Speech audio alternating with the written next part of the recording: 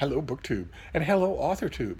I plan on doing a whole lot more AuthorTube videos in October uh, in preparation for NaNoWriMo, which is coming up in November. That's why October in many quarters of YouTube and BookTube is called Preptober, because we're all preparing in our own ways for the onslaught, for the epic, for the endeavor of November, when we all join together at NaNoWriMo, where we write 50,000 words of a novel in the month of November. 1,667 words a day. I've wanted to make many AuthorTube videos. I still will. I've just been under the weather. But the thing I wanted to concentrate on today was starts off life as a Preptober update. Feel free, those of you who are joining me in NaNoWriMo, and I'm assuming that's all of you. I hope that's all of you. Feel free to make update videos of your own. The whole key here is to make as many aspects of this process communal as possible. The key aspect is not communal and can't be. Even if you dress up, in your pajamas and you go to a local in-person group session in your hometown for NaNoWriMo once the month comes, check the NaNoWriMo website. You will see there's almost certainly such a hangout in your area, no matter where you are, anywhere in the world. But even when you do that, that might feel great, sure, but the central act of NaNoWriMo is to hit your word count every day.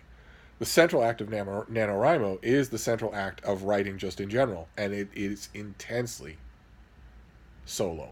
It is an intense experience of solitude. There is no way to write with someone, even when you're collaborating with them. But all the rest of it, all the other aspects of it, it is possible to do a communal version of them, and that helps a lot to a lot of people. Every once in a while, you'll find a writing type to whom that is poison. They don't want any kind of communal aspect whatsoever. It would sap them completely. But most of us prefer the communal aspect. And one of the ways that makes the communal aspect more effective than ever is BookTube. So, if you have a BookTube channel and you're planning on doing NaNoWriMo, feel free to make writing updates. And I wanted to do a writing update myself because I actually do have something to update you on. I settled on my project. Right in the first week of October, we were going to settle on our project. We're almost at the second week of October. I've just been sick, so I haven't been able to make the videos that I wanted to make. Settling on the project was the very first step in the whole procedure. What are you actually going to write? Not what its components are, but what are you going to write? Are you going to write a noir? Are you going to write YA? Are you going to write a romance novel? And if so, what kind of romance novel? Deciding on the general thing as to the exclusion of all other general things was the first thing. That was the first thing we were going to do, and that was the first thing that I did, and decided that I would write a historical novel. Finally, after all this time reading about this figure, I would finally write a historical novel about the English poet Sir Philip Sidney. And I initially envisioned the thing as a big soup to nuts historical novel along the lines of, The Man on a Donkey or something like that tells the whole of Sidney's life and in all of its aspects, and that it brings in all of the incredibly pivotal, famous Elizabethans that he knew. And because I've envisioned it as a big overarching narrative, and because my main character was also going to be my hero, I decided to call it the Stevereads as a kind of a nod to the Iliad. And it was only a couple of days of reflection, and also coughing and being sick, to make me realize something that should have been obvious right from the beginning, which is that is a terrible title. That is an absolutely terrible title. So the writing update that I want to give you today is that is no longer the title of my work. I'm going to go to the NaNoWriMo page and update it. And once I realized that the Stevereads is a terrible title and got rid of it, and trust me, this all has a point. It isn't just an update for me. I have a larger point that I want to get to. Once I realized that was the case, that immediately made me think that maybe the reason why I chose that title in the first place might also have been a mistake. And the more I thought about that, the more I realized that is certainly true. That is certainly true. Instead of telling a historical novel that just dutifully plods its way through every single year of Philip Sidney's life, I should instead concentrate on something specific. Especially since the initial draft of NaNoWriMo was only 50,000 words. Now, those of you who've never written any protracted work will be looking at that and thinking, only 50,000 words, that's an enormous amount. But nevertheless, when it comes to telling a novel, especially a big textured thing like historical fiction or space opera or something like that, 50,000 words is the beginning. 90,000 words maybe is a respectable first draft. Probably it's going to be more than that, but 50,000 words, no. So, yes, a beginning. And when I think about that in terms of Sir Philip Sidney, I thought, well, okay, maybe in addition to ditching the title, I should also ditch the idea and instead concentrate on something. I'm going to have, keep in mind, what I described, a year by year historical novel about the life of Sir Philip Sidney is just an idea. It's not a plot. No matter how many historical novelists, excruciatingly boring historical novelists you and I have both read who think that is a plot, that is not a plot. Something actually has to happen.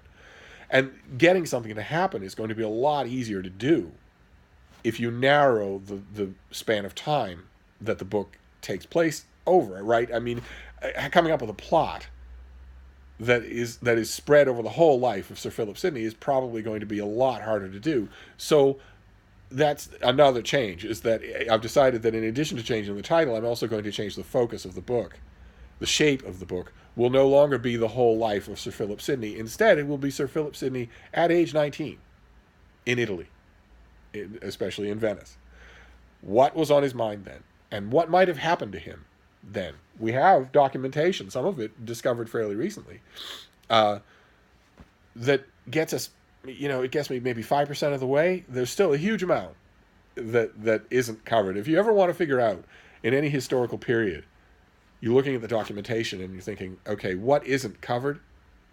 A good rule of thumb for me, a good index, is always to ask, if I'm thinking about one person, what were they doing from sunset until they went to bed on any given day? And that will tell you, when you ask yourself that question, that will show you immediately how extensive your documentation is. Because if you don't have the faintest idea, and if your documentation doesn't give you the faintest idea, that's when you know that you have room to maneuver. And it also tells you something about the nature of your sources. So that's what I'm going to concentrate on. I'm going to concentrate on young Philip Sidney. And I immediately realized, this is an author who's not read anymore. I hate to say that, but there's no sense in denying it. He's not read anymore. He's not known or memorized anymore. But nevertheless, he's incredibly eloquent and incredibly quote-worthy.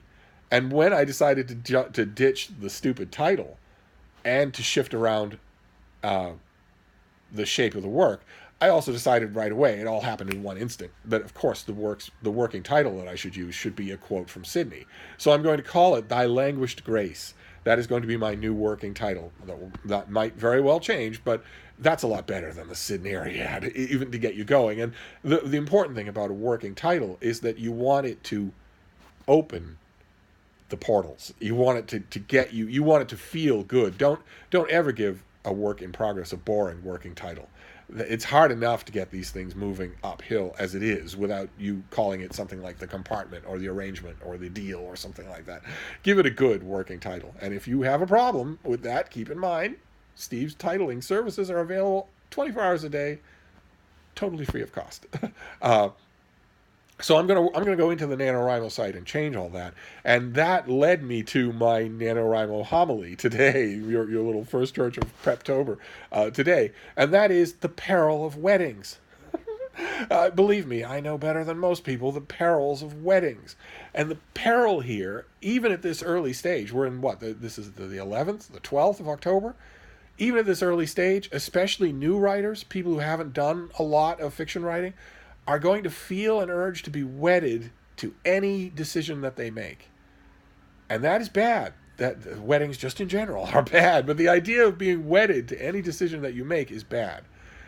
This is the changes that I'm making that I'm describing now. This Preptober update that I'm giving you is a perfect example of that.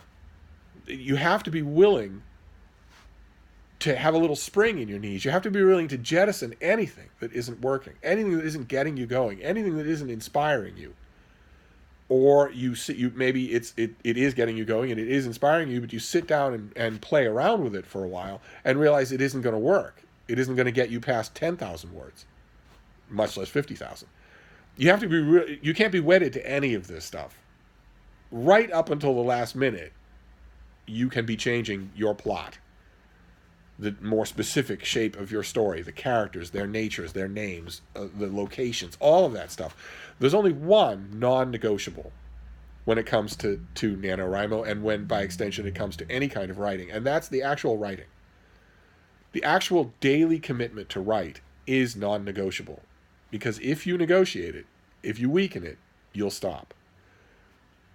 So I'm urging you not to do it. That is the one thing, the thing that I mentioned at the beginning of this video, the thing that is, in fact, ineradicably solitude, solo. The actual writing, the actual clicking of the keyboard, the actual writing on the page. That is solitude. That is solo. There is no way for someone to join you in that. But that's the only thing. That's the only thing that's non-negotiable. All the rest of it is. And it helps to remember that, because thinking that things are non-negotiable in terms of your story, your setting, your characters, your plot, your action, any of that, thinking that any of that is non-negotiable, thinking that any of it came from your head, it can go away just as easily as it came. You can dispense with it or change it to anything you like at any time. And thinking otherwise, thinking that it's non-negotiable, feeling wedded to it, to any detail, adds pressure. Whether you realize it or not, whether you're feeling it directly or not, it adds pressure. All of a sudden to start feeling hemmed in by permanent decisions. You have no permanent decisions. The only permanent thing, the only absolute non-negotiable is to do your writing. So I would urge you here, closing in on week 2 of October, I would urge you to keep that in mind. That'll be one of the reminders that I want to make to you, is the perils of being wedded to anything. Don't be wedded to anything. Feel free to change your idea now if it's not working. The Stevereads was not working. And the minute I realized that the title wasn't working, I realized that the concept wasn't working either. That it was too big, that it would run away with itself. So my project is now called Thy Languished Grace. It is not called the Stevereads anymore. And I want to use this opportunity. I will link all of my information down below, but I want to use this opportunity to stress that you also should be thinking about this all the time. Waiting in line at the grocery store, walking to class, moment, those moments at night when you're done for the day, but you're not asleep yet. And also, I would argue, dedicated time at your desk or on your couch, in your workspace. We've already talked about a workspace. You should have a workspace. I think you should have dedicated time there. I'd say an hour a day. But even now in mid-October, you're definitely going to need that dedicated time in November. Might as well train yourself now. But even if it's not that, even if you're saying, oh, no, the writing time will wait, I would say no. I would say that's a bad idea. Carving out a block of time in order to get your writing done every day is not easy. And if you've never done it before, it takes practice. Like everything in the world, it takes practice. So I would suggest that you start doing that now. But even if you think not, even if you think, I've got my writing time blocked out already, the writing time in November will take care of itself. Famous last words. But if you believe it, fine. You should definitely be setting aside some time to be thinking always about your project, because that November 1st is coming rocketing towards us. So I would strongly urge you to be constantly evaluating that, right? In the first week of October, because we were late, we should have done it in September. In the first week of October, we were hatching out the rough outline of what we want to do, as opposed to all the things we're not going to do. Now is the time to be plotting. Now is the time to be scoring and scouring and scratching and hatching that rough outline into what it is you're actually going to write. And we'll bear down on this in the new week, when I'm presuming I will feel better. I'm presuming that I will feel like yelling at you every day in the new week. I just want to give you this update in the meantime and encourage you to make your own updates accordingly. Do not feel wedded to anything. Do whatever you can to feel as little pressure as possible here, because when the pressure comes, it's going to be real. It's going to be 1,667 words every day, no matter what, because you don't want to miss a day. I know there are all sorts of NaNoWriMo tutorials and videos of all kinds that say it's okay to miss a day. You might want to plan on missing a day. Might want to plan on only doing 1,000 words or 500 words and then making it up. I strongly urge you not to do that. Write ahead, sure, but don't ever write less. But we'll get to that. We'll get to word counts in a later video. I just wanted to give you an update, so I'm going to wrap this up for now, but I'll be back. Thank you, BookTube and AuthorTube.